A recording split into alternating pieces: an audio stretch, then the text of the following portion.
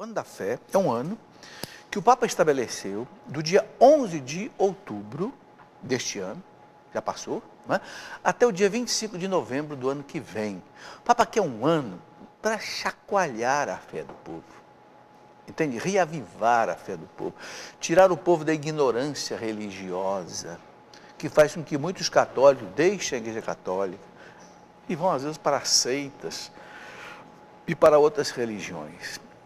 Então, nesse ano da fé, o Papa quer que a gente pense em três coisas. Primeiro, o Papa fala muito do Concílio Vaticano II, que completou 50 anos do seu início. Esse é o documento do concílio, tem aqui 16 documentos do Concílio Vaticano II, o compêndio do Concílio Vaticano II, o Papa pede para a gente estudar isto. Bom, depois o Papa fala muito para a gente usar o Catecismo da Igreja Católica, que é o quê? É o texto de referência da fé católica. Quem quiser ser católico autêntico, conhecer a sua fé, deve conhecer o catecismo. E eu, inclusive, gravei um curso sobre o catecismo, mais ou menos de 40 horas de gravação, né? É uma coleção de CDs, que quem quiser pode adquirir pela editora Cleofas, onde você estuda a doutrina católica, você se aprofunda, então, nesse ano da fé. Okay? É um curso sobre o catecismo tem 4 partes. A primeira parte é o credo, e o Papa vai fazer agora uma série de catequeses sobre o credo, nas quartas-feiras.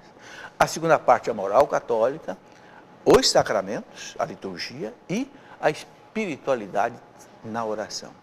Então, para você entender, eu gravei um curso sobre isso, são 10, 11 CDs, a editora Cleofas é que disponibiliza este curso. E claro, nós não podemos esquecer a Sagrada Escritura. É pela Bíblia que a gente conhece a palavra de Deus, que é viva, eficaz e que transforma. E também eu gravei um curso bíblico, que são 10 CDs, explicando cada um dos 72 livros da Sagrada Escritura. Muito bem, vamos responder então as perguntas que já estão aí, ok? Vamos começar aqui pelas perguntas que chegaram por telefone. O telefone é o 31 86 2600, ou então você pode mandar sua pergunta também pelo e-mail do programa, que é pergunteeresponderemos@cancionnova.com. Bem, a primeira pergunta que eu tenho aqui comigo é da Glória, a Glória é de São Paulo, ela diz assim: quer saber se deve debater com seu colega de trabalho, pois ele fala que Jesus era amante de Maria Madalena. E ela não sabe como responder a ele ou discutir sobre isso. Bom, Glória, eu não sei se você deve discutir, a gente nunca deve discutir religião com os outros. A gente deve simplesmente expor a nossa fé.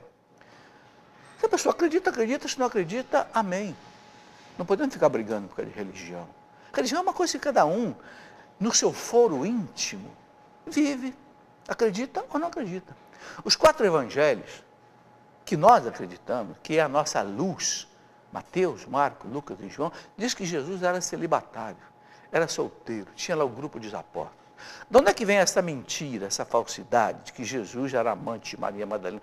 Era um evangelho apócrifo. O que é apócrifo? Daqueles evangelhos que foram escritos lá no 2º, 3º século, que a igreja rejeitou, porque não foi escrito pelos apóstolos. Alguém que escreveu e contou essa história, inventou essa lenda que Jesus tinha Madalena como amante. A igreja, lá no século III, já tinha rejeitado isso há muito tempo. Entende? Então, quem quiser acreditar, que acredite numa coisa. A igreja ensina o quê? Jesus era celibatário, solteiro.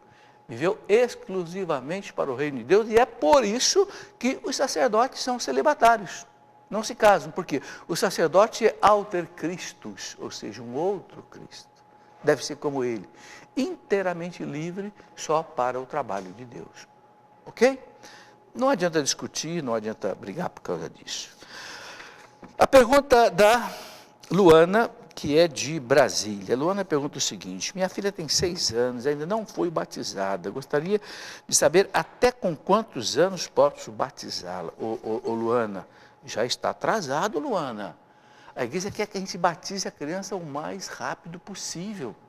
Se possível, na primeira, segunda semana, depois que a criança já nasceu. Por quê? É preciso entender isso, porque o batismo, ele cancela o pecado original. O que é o pecado original? É aquele pecado que faz com que cada um de nós não esteja na comunhão com Deus. Entende? Então, o pecado original introduz a criança no seio da Santíssima Trindade. Então, para que esperar 6 anos, 10 anos? Não, a igreja quer que batize imediatamente. Agora, não tem limite para batizar. Pode batizar com 6 anos, com 10 anos, com 30 anos. Pode batizar uma pessoa até com 60 anos, se não foi batizada. Então, Luana, batize o mais rápido possível. É a orientação que a igreja dá. Para que o seu filho ou filha, né, seja membro do corpo de Cristo, membro da igreja, templo do Espírito Santo, entende? Filho do Pai, né? Filho adotivo do Pai por Jesus Cristo. Elisângela, que é de Jequié, na Bahia, quem escreveu a Bíblia? Ô Elisângela, a Bíblia, você sabe, tem 72 livros, 72. E foram vários autores. Tem livro da Bíblia que a igreja não sabe quem escreveu. Não sabe. Quem escreveu, por exemplo, o livro de Jó? Não sabemos. Quem escreveu o livro, por exemplo, do próprio Gênesis, Êxodo, Levítico, Número, Deuteronômio, esses 5 primeiros livros da Bíblia, eles devem ter sido escritos por várias pessoas, vários sacerdotes, escribas, doutores da lei, desde o tempo lá de 10 séculos antes de Cristo, do tempo de Salomão. Certamente na corte de Salomão já havia sacerdotes que foram mantendo toda essa tradição judaica que chegou até nós. Agora, o importante é o seguinte: saiba ou não quem é que escreveu cada livro da Bíblia, a igreja, com discernimento do Espírito Santo, em muitos concílios ecumênicos, desde o 1º século, a igreja discerniu quais livros eram inspirados ou não pelo Espírito Santo e colocou aqui.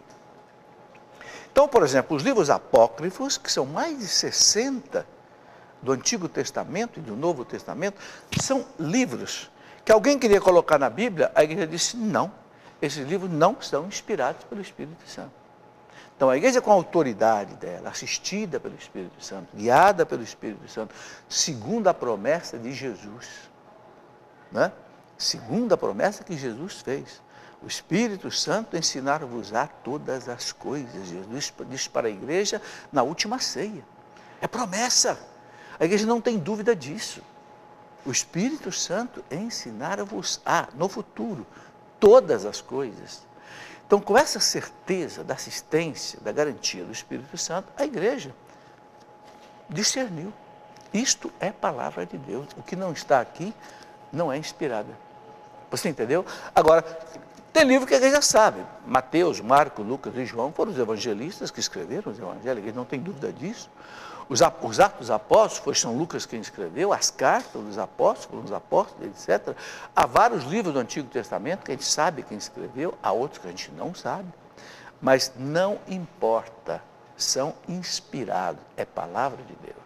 Isso é que é o mais importante. Maria Lúcia, que é da cidade de São Gonçalo, no Rio de Janeiro, perdeu o filho há 2 dias e pergunta se é verdade que quando morre, se outras pessoas que já se foram vêm buscar. Não é assim, entendeu? A pessoa que morre, ela vai para Deus. Ela vai para Deus. E onde é que está Deus? Deus não ocupa espaço. Não é? Nós dizemos, Pai nosso que estás no céu. O que é o céu? O céu é onde Deus está. E onde Deus está? Deus é onipresente. Deus está em toda parte. Então Deus está aqui. Você entendeu? Então não tem esse negócio de vir buscar, vir levar, porque o corpo está aqui, vai ficar aqui, vai ser sepultado. O espírito não tem mais matéria. Então ele não precisa ser transportado. A matéria precisa ser transportada. O espírito não precisa ser transportado. Ok? O filho era muito jovem, tinha 24 anos e ela está intrigada, pois disseram a ela que pessoas jovens, quando morrem, ficam vagando. Mentira, não fica vagando coisa nenhuma. Morreu, a alma volta para Deus. Você pega a carta aos Hebreus, capítulo 9, versículo 27, guarda aí, Hebreus 9, 27, está escrito assim: está determinado que cada um morra uma única vez, e em seguida vem o juízo diante de Deus. A pessoa volta para Deus.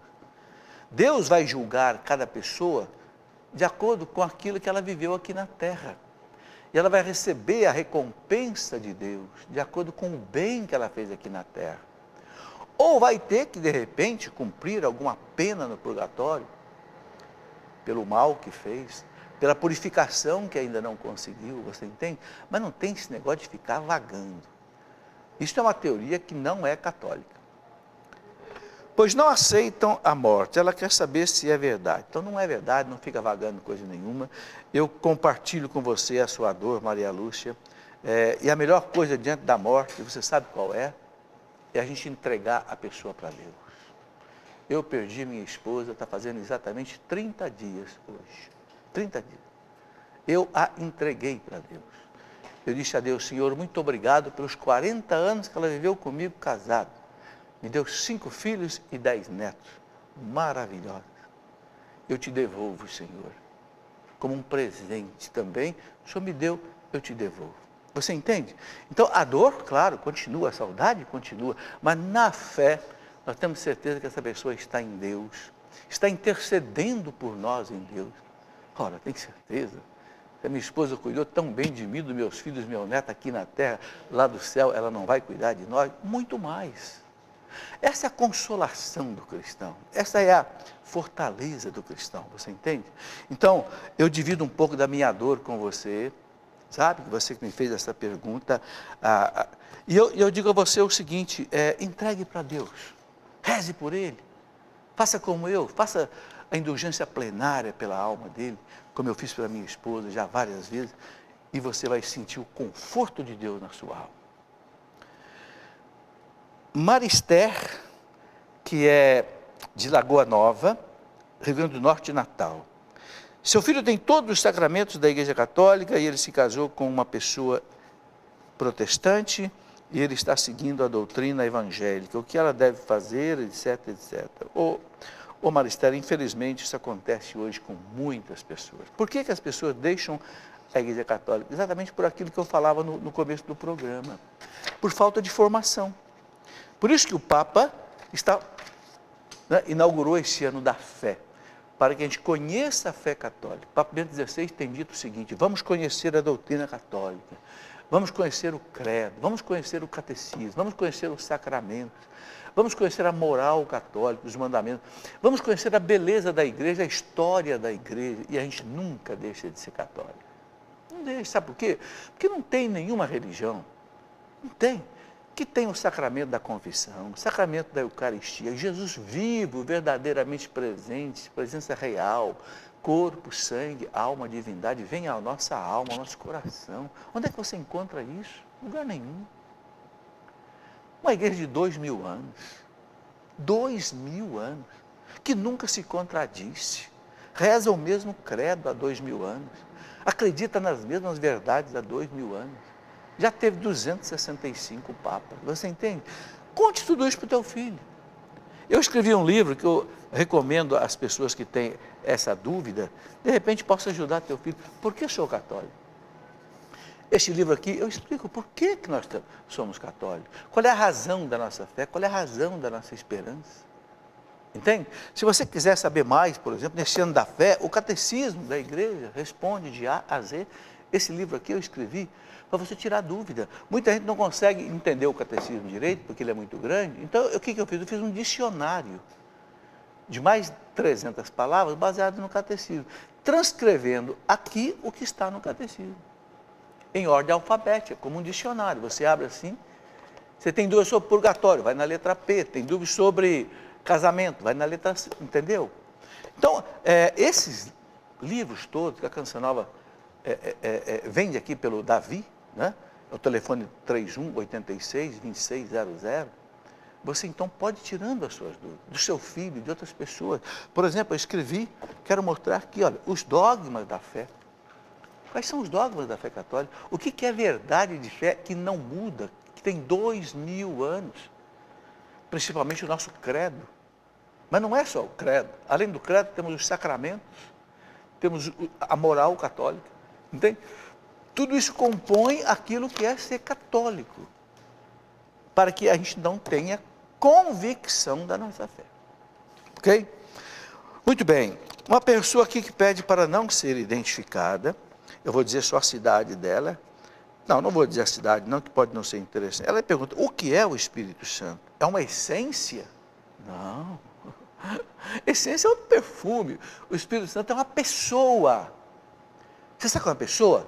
Pessoa é alguém que, se você beliscar, dói, fala, chora, fica triste. São Paulo diz, não contristeis o Espírito Santo de Deus. Quer dizer que o Espírito Santo pode ficar triste. Quando é que o Espírito Santo fica triste? Quando a gente faz coisa errada. Então, não é uma essência o Espírito Santo, é uma pessoa divina, é a terceira pessoa da Santíssima Trindade. Ela pergunta, é uma fusão entre Deus e Jesus? Não.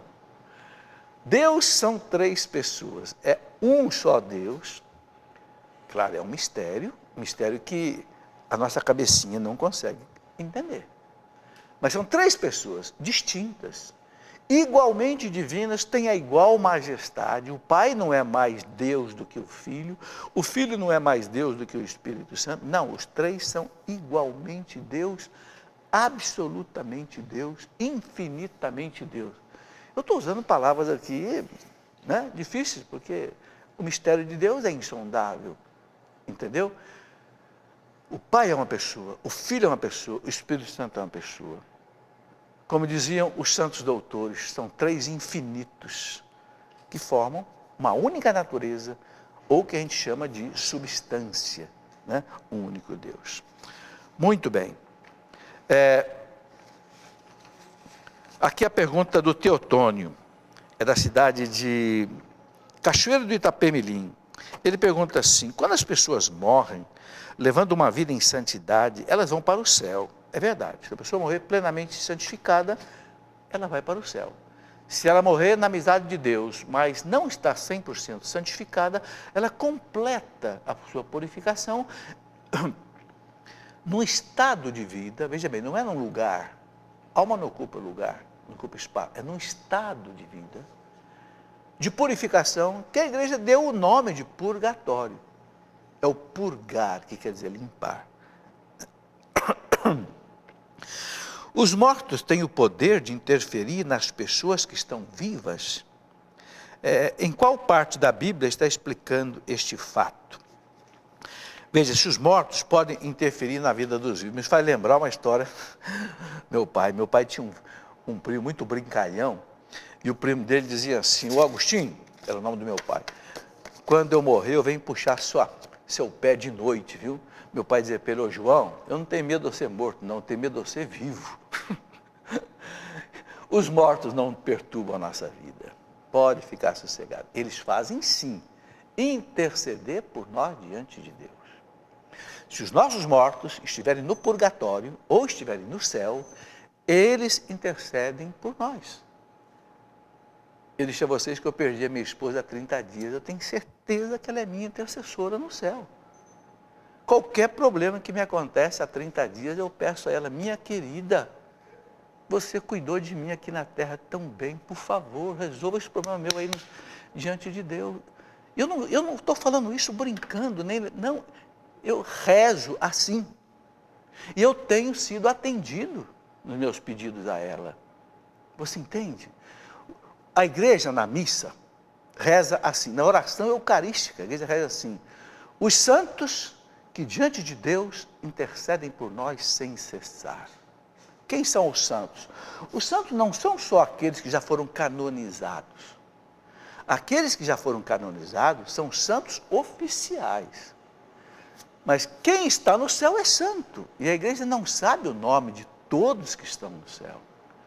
Ah, mas e se a pessoa não está no céu, está no purgatório? Amém? Papa João Paulo II, numa das suas alocuções no dia de finados, que ela está chegando aí, né?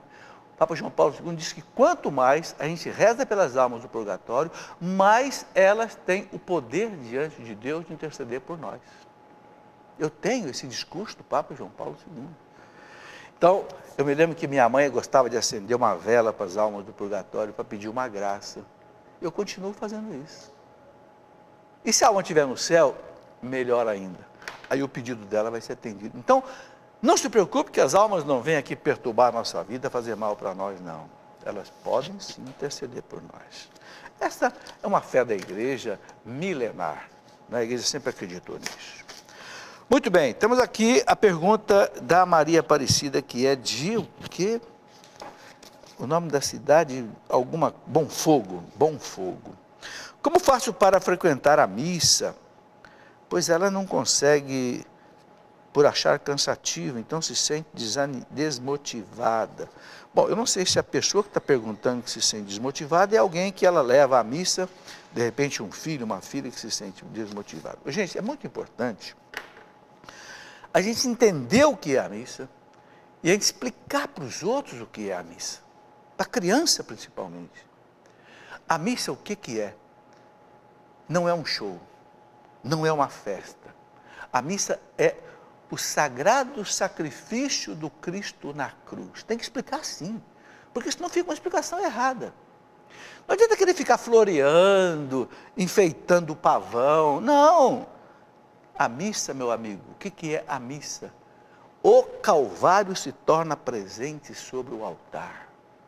Não é repetição do Calvário, não é multiplicação do Calvário, não, é o único Calvário. Note bem, aquele acontecimento de 2000 anos atrás se faz presente. É a presentificação do sacrifício de Cristo. Como? Essa coisa aconteceu há 2000 anos atrás. A igreja explica.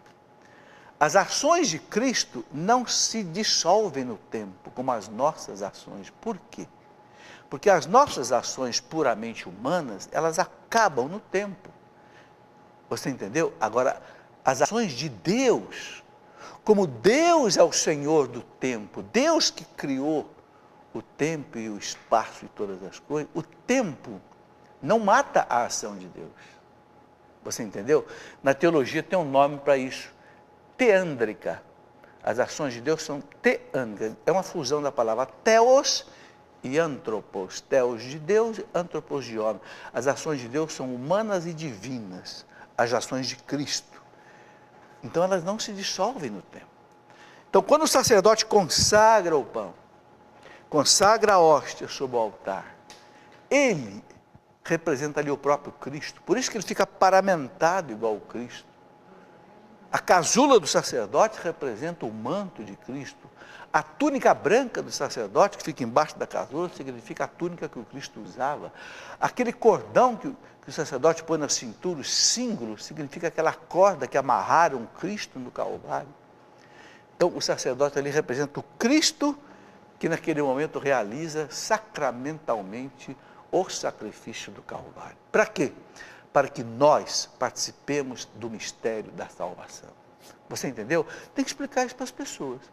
Aí a gente tem gosto. Você não gostaria de estar lá no Calvário? Quando Cristo morreu no Calvário, você não gostaria? A missa é a mesma coisa. A missa é o Calvário. Você entendeu? Só que é feito de maneira, a igreja diz, incruenta, sem dor.